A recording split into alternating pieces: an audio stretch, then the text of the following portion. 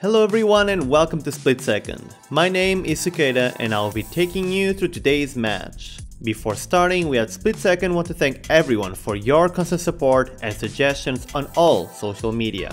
You can continue to support us by sharing and liking this video, subscribing if you haven't yet, by becoming a patron, or simply by not ad blocking the ads on our videos. Due to the current global situation, we are back to self-quarantining and recording our matches digitally.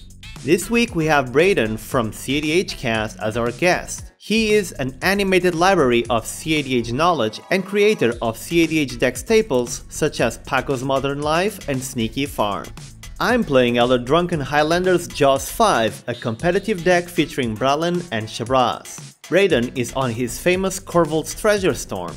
David is playing Deak's Niv-Mizzet Parun, and Baal is on his own Jhoira Weatherlight Captain Storm. Our guest, Braden, won the role and will be starting. He has a Marsh Flats and Emergence Zone for lands, the latter often allowing him to combo on top of the rest of us. He has his main engine, Dockside Extortionist, in hand, as well as a Diabolic Intent and a Necromancy to further abuse his boy towards the win.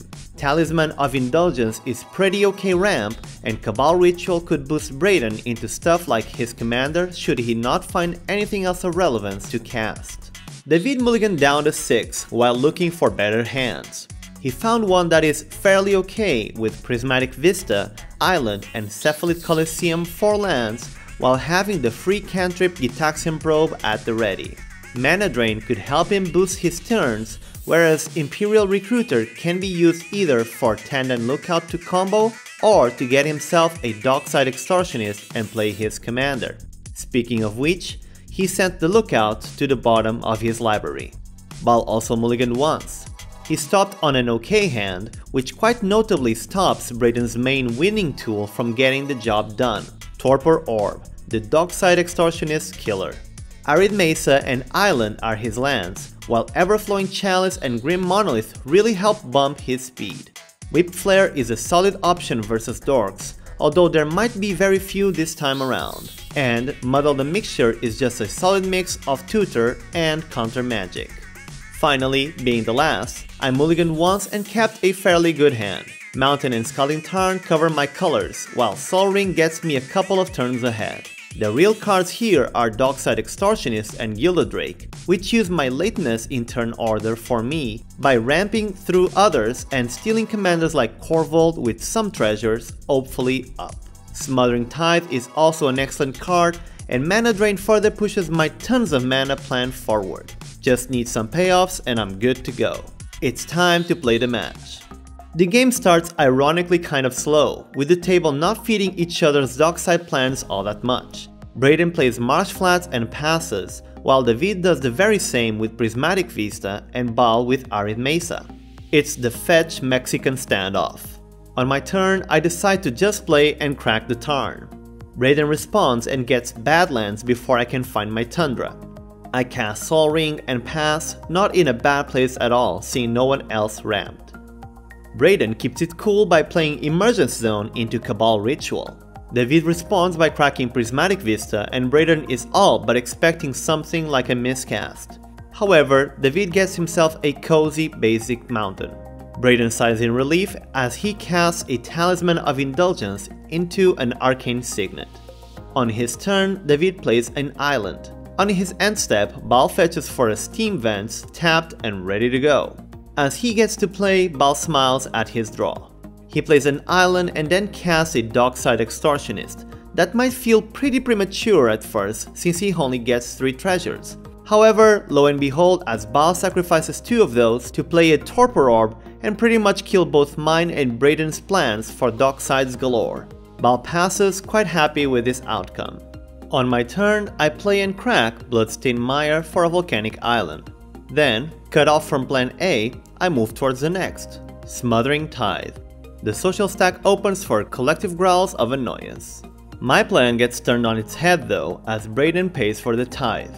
He then plays a command tower and a Dockside Extortionist with no ETB trigger. This pretty much indicates he's looking to send that Dockside as fodder for some sacrifice effect. Braden passes.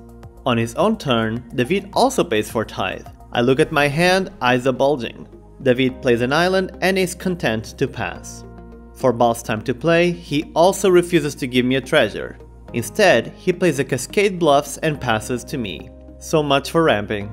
Since no one is doing much of anything, on my turn I play a mountain and decide to drop another engine in Teferi, Master of Time. I loot, and now the table has to start doing something or just watch me accrue value. Braden agrees as he does not pay for the tithe. Instead, he goes to combat and attacks Teferi with Dockside before moving towards playing Korvold. Because of Torpor Orb, the legendary dragon has no ETB trigger. On Braden's end step, I loot with Teferi once again. David still pays the tithe, seemingly with nothing better to do. He does play Cephalid Colosseum, playing with double blue open and hinting at something like mana drain. I loot with Teferi once again, discarding ETB creatures since they won't be useful until Braden tries to deal with Torpor Orb. For his own turn, Baal also doesn't pay the tithe, since he intends to increase the board pressure. He attacks Teferi with Dockside and moves to his second main, casting Jhoira. I loot in response and, because I finally have treasures for it, I mana drain Baal's commander to see if David reacts. I succeed and it's my turn. I kinda wanna try to win, but David is still representing counter magic, so I decide to be patient. I cast Ponder, keeping the top 3 and then play a Felwar Stone. I decide to go for Brallin and finally get David's mana drain as a reaction. Intent on setting up for next turn, I use Teferi to loot and then cast a Rhystic Study to further tax the table. Braden starts his turn, and he doesn't pay for the tithe, instead looking towards setting himself up as well. He sacrifices Dockside to cast Diabolic Intent, not paying for the study. In response, I phase out Korvold just to avoid more passive triggers, and that +1/+1 counter and damage on my Walker. Braden draws from the sack trigger, not paying for tithe. He then tutors for an Abrupt Decay with Torpor Orb written all over it. He casts Llanowar Elves, also not paying the study. He is ready to try and win next turn. David also doesn't pay for the tithe. Instead, he uses the 4 colorless from Mana Drain to help cast a Dig Through Time, financing my studies in the meantime. In response, I loot with Teferi and proceed to brainstorm. Deak finally resolves. Now, David moves to play Gemstone Caverns. Finally, the already exhausted social stack groans in disbelief as David casts a Mystic Remora, more taxing. It's Baal's turn and he does not pay the tithe. Instead, he moves to combat as Dockside attacks Teferi. I use the Planeswalker to loot before moving to my turn. Intent on trying to win, I start the turn looting with Teferi and then playing Intuition, not paying for Remora. David chooses to draw while being unable to pay for the tithe, and effectively reducing the mana cost of my spell as a consequence. With Intuition, I present LED, Silence, and Sevinne's Reclamation. Braden tells the table I'm basically stating Underworld Breach is in my hand. Spoilers. David goes ahead and gives me the LED, with the rest going to the graveyard. I then go ahead and cast Frantic Search and the same Mystic Remora / Smothering Tithe Dance ensues.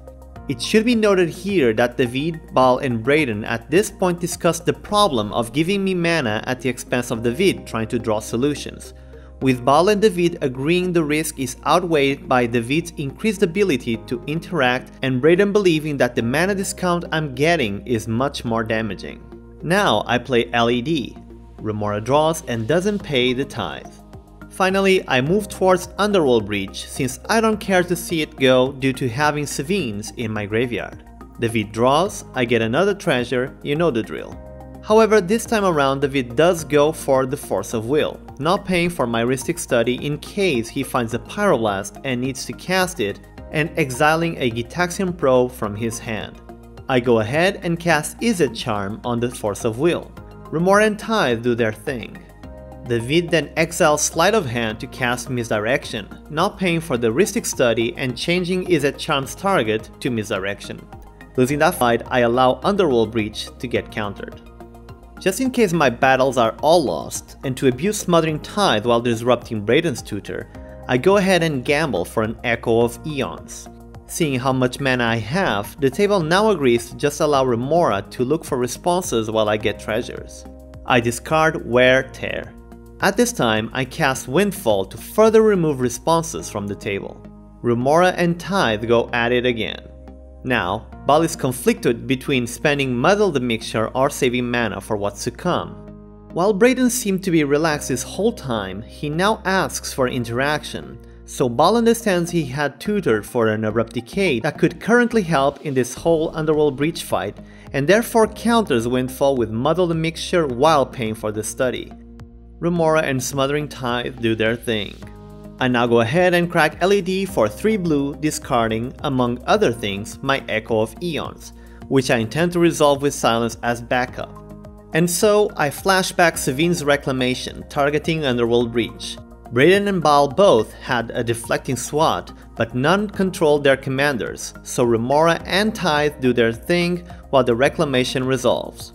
A copy of Sevin's Reclamation is now on the stack, and I choose to reanimate LED because it pretty much wins me the game if I find Curiosity post-will.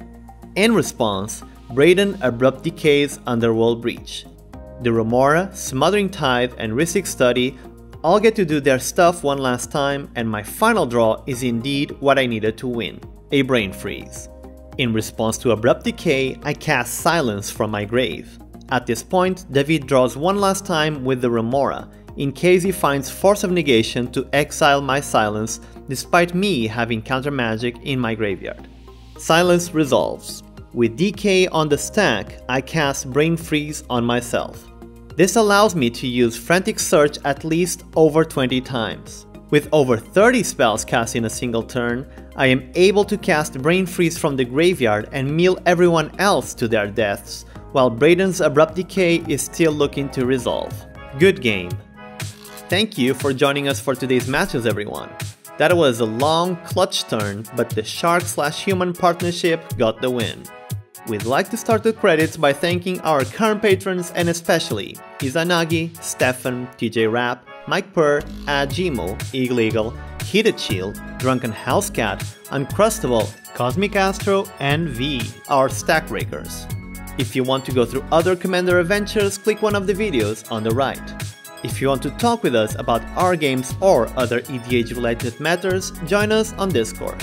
Come with us again next week for a new set of commanders and more decisive plays. See you all then.